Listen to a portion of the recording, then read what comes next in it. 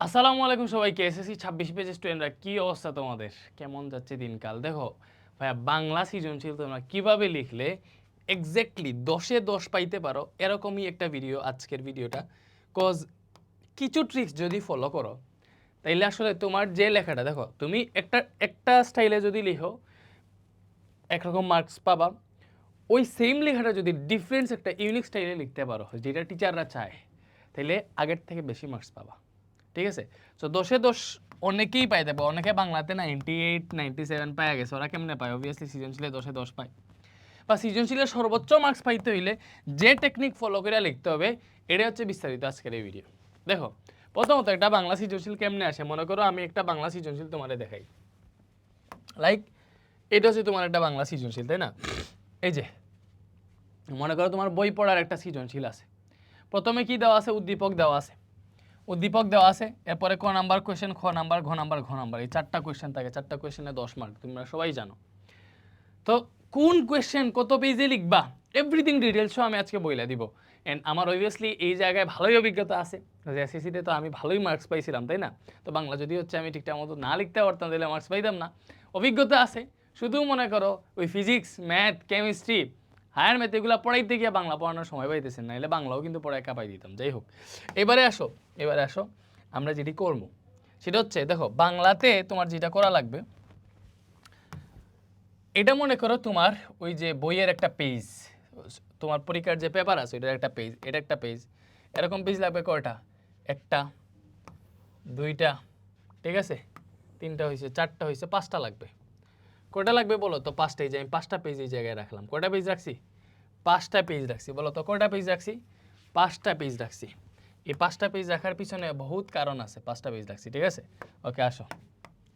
তো তুমি মনে রাখো যে রেদন স্যার এখানে 5টা পেজ রাখছে, এগুলা বাংলার 5টা পেজ।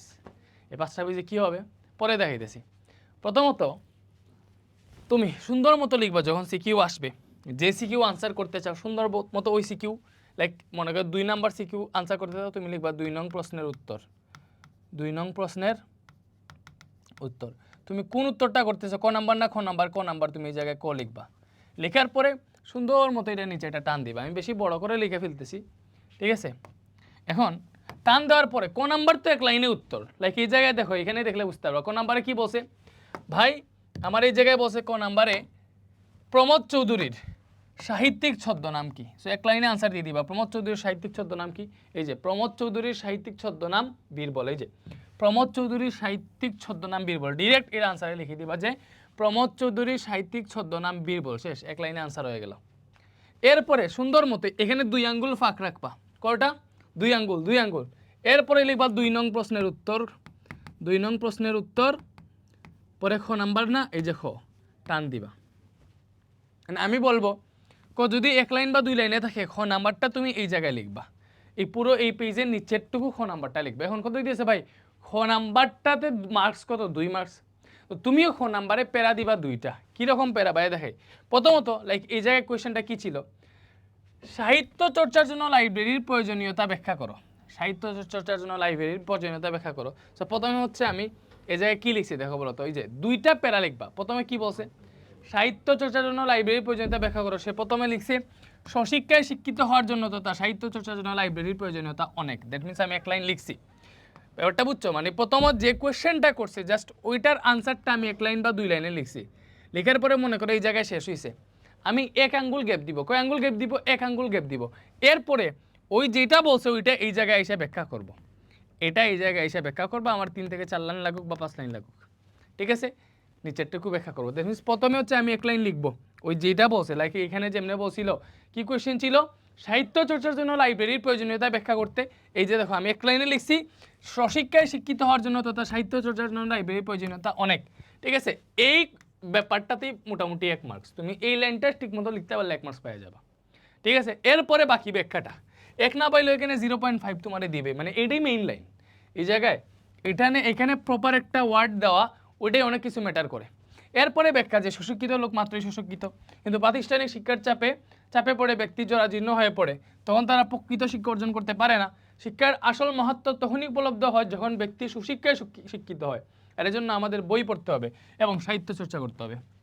আর সাহিত্য চর্চার জন্য লাইব্রেরি একমাত্র জায়গা যেখানে ব্যক্তি তার পছন্দ মতো বই পড়ে নানা বিষয়ে জ্ঞান অর্জন করতে পারে। তাই স্বশিক্ষায় শিক্ষিত হওয়া সাহিত্য চর্চার জন্য লাইব্রেরির প্রয়োজনীয়তা অপরিসীম। ব্যাপারটা কি বুঝাইতে পারছি বলো তো? এটা বুঝাইতে পারছি? সো আমরা কি লিখবো? খ নাম্বারটা হচ্ছে 2 প্যারায় লিখবো, প্রত্যেক প্যারাতে 1 মার্ক মনে করতে পারবো। দেখো 2 মার্কের কোয়েশ্চেন হলে 2 প্যারা, 3 মার্কের কোয়েশ্চেন হলে আমি 3টা প্যারা লিখবো, 4 মার্কের কোয়েশ্চেন হলে 4টা প্যারা লিখবো। সো এই যে খ নাম্বার শেষ, এইখানে শেষ হয়ে গেছে। তো শেষ না হয় যদি এইখানেও যায় সমস্যা নাই, তুমি এখান থেকে গ শুরু করো। আর যদি এখানে শেষ হয়ে যায় তাহলে তুমি সুন্দর মতো এখান থেকে গ নাম্বারটা শুরু করবে, যে 2 নং প্রশ্নের উত্তর গ। এইবার দেখো গ নাম্বারে মার্কস কত? 3 মার্ক, 3 প্যারা লিখতে হবে। দেখো প্রথমত কোয়েশ্চেনে যেটা বলবে ওইটার আনসার দিয়ে প্রথমত তুমি হচ্ছে ছোট্ট একটা লাইন লিখবা। লেখার পরে ওই লাইনটা বইয়ের সাথে কিভাবে সম্পর্কিত, সো 1 লাইন গ্যাপ দিবে, এখানে 1 লাইন গ্যাপ দিবা। গ্যাপ দেওয়ার পরে এটা বইয়ের সাথে কিভাবে সম্পর্কযুক্ত ওই বইয়ের প্যারাটা লিখবা। বলো বইয়ের সাথে কিভাবে সম্পর্কযুক্ত বইয়ের প্যারাটা লিখবা। মনে করো বইয়ের প্যারাটা এসে এই জায়গায় শেষ হয়েছে। এরপরে তোমার উদ্দীপকের সাথে কিভাবে সম্পর্কযুক্ত আরেকটা লাইন গ্যাপ দিয়ে এই যে উদ্দীপকের সাথে কিভাবে সম্পর্কযুক্ত ওই উদ্দীপকের কাহিনীটা লিখবে এই জায়গায়। এখানে লেখা এখানে শেষ করবা না, তুমি আরও হচ্ছে এই জায়গায় পুরোটা মানে এই পেজের মোটামুটি হাফে যাবা, এই যে এই জায়গায় গিয়ে শেষ করবা, মানে মোটামুটি হাফ শেষ করার ট্রাই করবো। গ নাম্বারে কি করতে হবে বলো তো? ক আর খ 1 পেজে, গ নাম্বারটা 1.5 পেজে লিখবা। কত পেজে? 1.5 পেজে, এই যে এই জায়গায় লিখবে এতটুকু গ, এতটুকু ঘ। সো এখানে কয়টা প্যারা লিখছি বলো তো? 3টা প্যারা। দেখো এটা কেমনে, আমি একটা কোয়েশ্চেন পড়ে এলেই বুঝবে। দেখো এখানে উদ্দীপকে বলছিল কালাম পাঠ্য বইয়ের পাশাপাশি অন্যান্য বই পড়ে, তো তার আগ্রহ থাকায় সে গ্রন্থাগারে গিয়ে বইটই খুঁজে পড়তো। তার মা এটা সাপোর্ট করলো, তার বাবা সহ অন্যান্য আত্মীয় স্বজন বিষয়টি ভালো চোখে দেখে নাই। তারা মনে করে ভালো ফলাফল করে জীবনে প্রতিষ্ঠিত হতে হলে শুধু পাঠ্য বই পড়তে হবে, এক্সট্রা বই গল্পের বই পড়া লাগবে না। ঠিক আছে? তো তোমার এখানে গ নাম্বার কোয়েশ্চেন কি?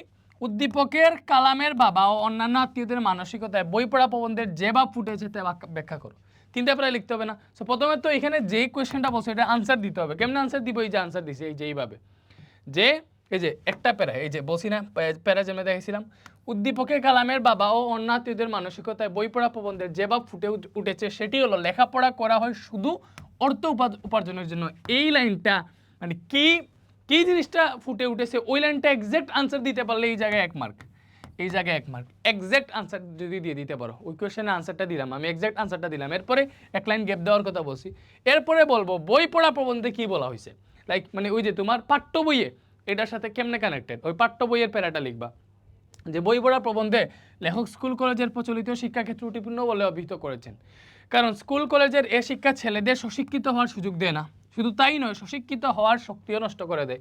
মানুষ যখন অর্থ উপার্জনের জন্যই পড়াশোনা করে তখন তার মধ্যে কোনো প্রাণ শক্তি থাকে না, একেবারে শূন্য হয়ে যায়। এর কারণ বর্তমান শিক্ষা ব্যবস্থায় স্কুল কলেজ শিক্ষার্থীদের যে শিক্ষা দেওয়া হয় তা তাদের জোর করে গেলানো হয়। এতে তারা অর্থ উপার্জনের যন্ত্রে পরিণত হয়, মনের ফুর্তি থাকে না, ফলে তারা সুশিক্ষিত হওয়ার সুযোগ থেকে দূরে সরে গিয়ে প্রকৃত শিক্ষা থেকে বঞ্চিত হয়। সো এটা কি লিখছি বলো তো? এই যে এখানে যে বলছি ওই লাইনের পরে তোমার বইয়ের মেইন বইয়ের সাথে যে প্যারাটা কানেক্টেড এই প্যারা এখানে লিখবা। এতটুকু গেছে, আরও নিচেও আসতে পারে, সমস্যা নেই। পুরো এই লাইনটা চলে গেলেও সমস্যা নেই, তুমি নেক্সট প্যারা এখান থেকে শুরু করতে পারো। ব্যাপারটা বুঝছো? সো আমি গ নাম্বারটা বলবো যে 1.5 পেজে রাখতে, 2 পেজে নিও না। গ নাম্বারটা 1.5 পেজ লিখলেই তুমি 3 মার্ক পাবা। গ নাম্বার 1.5 পেজে 2 পেজে লিখলে গ নাম্বার আরও বেশি লিখতে হবে, গ নাম্বারে তো 4 মার্ক। বুঝতে পারছো? ট্রিক্স ফলো করবা। এরপরে 2 প্যারা লেখা শেষ। এরপরে 3 নাম্বার প্যারা বলছি না উদ্দীপকের সাথে কানেক্ট করবা, এই যে উদ্দীপকের সাথে কানেক্ট করছে, এই যে 3 নাম্বার প্যারা কি বলছে। এবার উদ্দীপকেও দেখা যায় কালাম পাঠ্য বইয়ের পাশাপাশি বিভিন্ন বই পড়তে ভালোবাসে। ঠিক আছে? সো অবসর সময় সে নানা রকম বই পড়ে, তার মা তাকে কখনো বাধা দেয় না, অথচ বাবা সহ অন্য আত্মীয় স্বজন বিষয়টি ভালোভাবে দেখেন না। তারা মনে করেন ভালো ফলাফল করে জীবনে প্রতিষ্ঠিত হতে হলে শুধুমাত্র পাঠ্য বই পড়া প্রয়োজন, তাই না? বই পড়া প্রবন্ধে লেখক এ ধরনের চিন্তার সমালোচনা করেছেন। শিক্ষাকে অর্থ উপার্জনের মাধ্যম মনে করলে কেউ সুশিক্ষিত হতে পারে না। তাই বলা যায় উদ্দীপকে কালামের বাবা ও অন্য আত্মীয়দের মন মানসিকতায় বই পড়া প্রবন্ধে বর্ণিত শিক্ষাকে অর্থ উপার্জনের মাধ্যম হিসেবে ভাবার দিকটা ফুটে উঠেছে। এই যে সুন্দর মতো একদম বিশ্লেষণ করে দিয়ে দিলা, এরপরে এই জায়গায় শেষ হয়ে গেল, শেষ। ভাই আমি কি ঘ নাম্বার এই জায়গা থেকে শুরু করব? না, লাগবে না। ঘ নাম্বার এই জায়গা থেকে শুরু করা লাগবে না। তোমার মোটামুটি এই খাতার জন্য তুমি আগে থেকে টাকা পে করছো, তুমি যে টাকা পে করছো ওই টাকার খাতা জীবনে ইউজ করতে পারবে না। এটা কিন্তু ওয়েস্ট না যে আমি এই জায়গায় না লিখে এই জায়গায় শুরু করব, এটা কিন্তু অবশ্যই এই জায়গাটা অপচয় হবে না। ঠিক আছে? এত সেভ তো করো নাই, ঠিক আছে? বিকজ তুমি হচ্ছে এটার জন্য অলরেডি পে করছো। তো তোমার সৌন্দর্য বাড়বে, লাইক তুমি মনে করো এই যে অর্ধেক পেজ লেখার পরে এই জায়গা থেকে গ শুরু করবা না, তো গড়ে একদম পূর্ণাঙ্গভাবে ফুটিয়ে তুলতে হইলে যে পুরো 2 পেজ লিখতেছে ওইটা ফুটিয়ে তুলতে হলে এই জায়গা থেকে গ শুরু করবা। 2 নং প্রশ্নের উত্তর ঘ। তো এই জায়গা থেকে গ শুরু করলে কি হবে বলো তো? গতে এবার কয় মার্ক? 4 মার্ক। দেখো গ নাম্বারে ছিল 3 মার্ক, এজন্য এটাতে 1 মার্ক, এই প্যারাতে 1 মার্ক এবং এই প্যারাতে আর 1 মার্ক পাবো, ওই 3 মার্ক। 3 প্যারা লিখছি 3 মার্ক, ব্যাপারটা বুঝছো? এবং ঘ নাম্বারে এবার 4 মার্ক। ঘ নাম্বারে তোমার 4 প্যারা লিখতে হবে, অথবা 3 প্যারা লিখলেও প্যারাগুলারে আরো একটু বড় করে লিখতে হবে। ঘ নাম্বারে তোমার কতটুকু লিখতে হবে বলো তো? পুরো পেজ ইয়ে করতে হবে। আর তুমি দেখো এইভাবে কতটুকু লিখতেছো এটাও ম্যাটার করে। একটু গ্যাপ গ্যাপ দিয়ে মোটামুটি এই ফরম্যাটে লেখা ট্রাই করবা। আর আলতু ফালতু উদ্দীপকের গুরুত্ব অপরিসীম, উদ্দীপকে যা বলছে তা জীবনের সাথে কানেক্টেড, উদ্দীপকের গুরুত্ব অপরিসীম 3-4 বার লিখে আইসো না, কজ এইগুলা কিন্তু ভালো মতোই দেখা হয়। তোমার যে লিখছো হাবিজাবি লিখলে মার্কস দিয়ে দিবে এরকম না, প্রপার জিনিসটাই লিখবা, ঠিক আছে? এবার লাইক গ নাম্বার কোয়েশ্চেনটা হয় একটু অন্যরকম। লাইক মনে করো এখানে গ নাম্বার কোয়েশ্চেনটা কি বলছে? উদ্দীপকের কালাম যেন বই পড়া প্রবন্ধের লেখকের মানসপুত্র, মন্তব্যটি যথার্থতা বিচার করো। দেখো বই পড়া প্রবন্ধের লেখক কি চাইছিল? যে শুধুমাত্র অর্থ উপার্জনের জন্য যে বই পড়তে হবে এরকম না, বই পড়তে হবে মন থেকে, তাই না? সো উদ্দীপকের কালামও তো সেই জিনিসটা করতে চাইছিল। এর জন্য উদ্দীপকের কালাম বই পড়া প্রবন্ধের লেখকের মনসপত্র বলতে পারি। সো এটা 4 প্যারা লিখবো ভাই। প্রথম প্যারা কেমনে? ওইটার আনসার দিব যে হ্যাঁ ঠিক আছে, উদ্দীপকের বই পড়া প্রবন্ধে লেখক বই পড়ার গুরুত্ব নির্দেশ করে যে কথা বলেছেন সেই দিক থেকে বিবেচনা করলে উদ্দীপকের কালাম যেন বই পড়া প্রবন্ধের লেখকের মনসপুত্র, মন্তব্যটি যথার্থ। এই যে একটা প্যারা হয়ে গেছে। আমি কি করছি বলো তো? এই যে প্রথমে একটা প্যারা লিখলাম, সুন্দর মতো প্যারাটা হইলো, এতটুকু শেষ হয়ে গেল। মানে ও জাস্ট কোয়েশ্চেন যেটা বলছে ওইটার আনসার দিলাম, এরপরে 1 লাইন গ্যাপ দিব। 1 লাইন গ্যাপ দিয়ে এই জায়গা থেকে এসা ওই আমার বই পড়া প্রবন্ধে কি বলছে বইয়ের ওই প্যারাটা লিখবো আর কি, বইয়ের ব্যাপারটা শেষ করবো এই জায়গায়। লিখছি? বলো লিখছি? এতটুকু শেষ। এটা মনে করো বইয়ের যে প্যারাটা এতটুকু শেষ হইলে বা এতটুকু যেতে পারে, তাই না? ওকে, এখন দেখো তো কেমনে বসে। এই যে বই পড়া প্রবন্ধে লেখক বলেছিলেন সাহিত্য চর্চায় আনন্দ থেকে বঞ্চিত হওয়ার অর্থ হচ্ছে জাতির জীবনী শক্তি হ্রাস করা। আমাদের বই পড়তে হবে, কেননা বই পড়া ছাড়া সাহিত্য চর্চার উপায়ন্তর নেই। এ কারণে তিনি বলেছেন এদেশে লাইব্রেরির সার্থকতা হাসপাতালের চাইতে কিছু কম নয়, বরং স্কুল কলেজের চাইতে একটু বেশি। প্রকৃত শিক্ষায় শিক্ষিত হওয়ার জন্য বই পড়া প্রয়োজন। যথার্থ শিক্ষা অর্জন করতে চাইলে শিক্ষার্থীকে পাঠ্য বইয়ের পাশাপাশি অন্যান্য বই পড়তে হয়। নিজেকে সুশিক্ষায় শিক্ষিত করে তুলতে চাইলে সব ধরনের বই পড়তে হয়। সুশিক্ষায় শিক্ষিত হতে চাইলে বই পড়ার বিকল্প নেই, ঠিক আছে?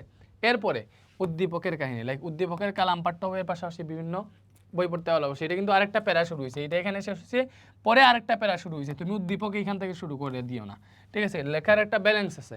এরপরে উদ্দীপকের কাহিনী এবার এখান থেকে আমরা শুরু করব।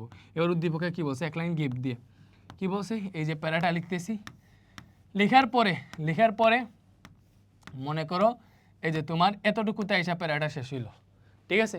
এই যে 3টা প্যারা হইলো, এখানে দেখছি আরেকটা প্যারা দেয় নাই। যাই হোক, উদ্দীপকের কাহিনী বলতেছে, এখান থেকে স্টার্ট হয়েছে।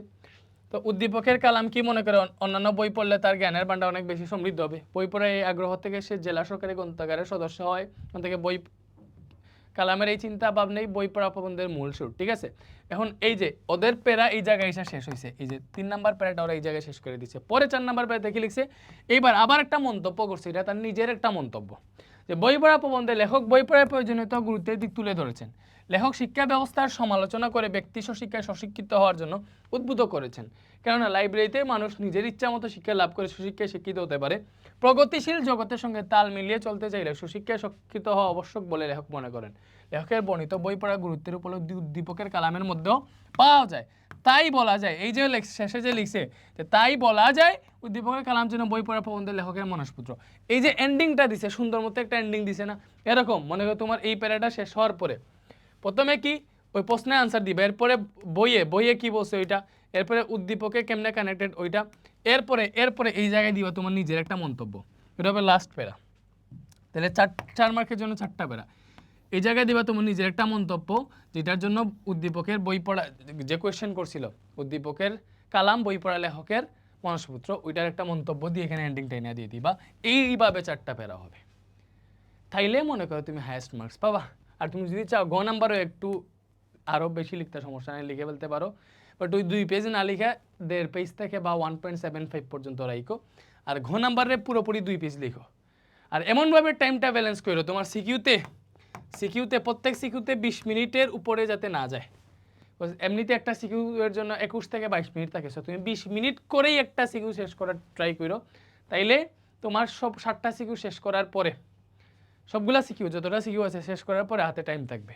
এবং প্রথম সিকিউ অনেক সুন্দর মতো 35 মিনিট লাগে লিখছো প্রথম সিকিউ, আরে সুন্দর লিখা, পরে লাস্টের সিকিউতে সময় নিছো 3 মিনিট, কিছুই লিখতে পারো না, ক খ গ ছাইড়া আসছো, ঠিক আছে? কোয়েশ্চেন ছাইড়া আসবে না, বাংলাতে কোয়েশ্চেন ছাইড়া আসবে না, তুমি লাইক ঘ নাম্বার ছাইড়া আসছো ভাই, এই 4 মার্ক ডিরেক্ট নাই।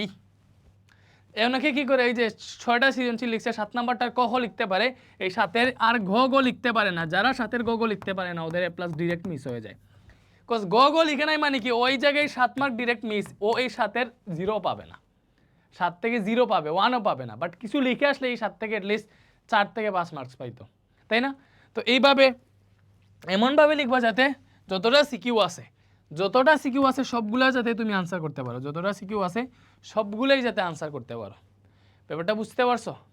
তোমাদের নতুন কারিকুলামে কয়টা সিকিউ আছে বলো তো? তোমরা জানো আমার থেকে বেটার, আমি বাংলা পড়াই না, বাট আমি এইটা অন্তত জানি যে সিকিউ কেমনে লেখা লাগে, কজ আমার সময় আমি এইভাবে সিকিউ লিখতাম, অ্যান্ড এখনও এই স্ট্যান্ডার্ডটা সবাই ফলো করে। তোমাদের জিলানি স্যার ক্লাস নিতেছে, অ্যান্ড আমরা কিন্তু আমাদের ফাইনাল শর্ট ক্লাস শুরু করে দিছি, তোমাদের পরীক্ষার আগে রাতে যে ক্লাসগুলো করে যাওয়া ওগুলো আমরা অলরেডি ইউটিউবে আপলোড দেওয়া শুরু করছি। অলরেডি আমরা ইংরেজি প্রথমের ক্লাসটা আপলোড দিছি, এটা তোমরা করো। ইংরেজি সেকেন্ডের ক্লাসটাও শীঘ্রই আসতেছে, আমি গণিতের ক্লাসও দিব, তারপরে আরও অনেক ভিডিও আছে এই জায়গায় দেখবা, আমাদের চ্যানেলে হিউজ সাজেশন দেওয়া হইতেছে। দেখো ম্যাথের টপ 50টা সিকিউ দিছি, তাই না? আজকে ইনশাল্লাহ ফিজিক্সের টপ 50টা সিকিউ দিব, ঠিক আছে, সাজেশন। তারপরে এই যে আমারই অনেকগুলা ক্লাস আছে যেগুলো দেখতে পারবা। ইংরেজির ফার্স্টে সুপার সাজেশন, সেকেন্ডে সুপার সাজেশন দিছি, বাংলা দ্বিতীয় একটা সাজেশন দিব, ঠিক আছে? এরপরে এই যে দেখো আমার ক্যালকুলেটর এক্সের ভিডিও তোমায় মানুষ দুজন দেখতেছে, 3 সপ্তাহে 5 লাখ স্টুডেন্ট দেখে ফেলছে, এটা দেখো, ঠিক আছে? আর ভালো থাকো, সুস্থ থাকো, সুন্দর মতো লিখো। বাংলা সিকিউতে 10-এ 10 পাওয়া পসিবল যদি ঠিক মতো লিখো, না পাইলেও তো 10-এর মধ্যে 9 তো অ্যাটলিস্ট দিবে স্যার তোমার, ঠিক আছে? সো ওইভাবেই লিখো যাতে স্যার তোমার মার্কস দিতে, তোমার মার্কস কাটতে যাতে স্যারের কষ্ট হয়। কোথায় এমনভাবে লিখতে হবে যে তোমার মার্কস কাটতে স্যারের অ্যাটলিস্ট নিজের চিন্তা করা লাগে যে আমি কেন ওর মার্কসটা কাটবো, ঠিক আছে? এইভাবে ইয়ে করবা। বেস্ট অফ লাক, সুন্দর মতো এক্সাম দিও। আর কি লাগবে এভরিথিং বাই দিতেছি তোমাদের, ঠিক আছে? আমাদের চ্যানেল ফলো করো, ফাইনাল শর্ট ক্লাসগুলো আসতেছে, ওইগুলোতে কিন্তু এক ক্লাসে পুরো বই কমপ্লিট, ঠিক আছে? আল্লাহ হাফেজ।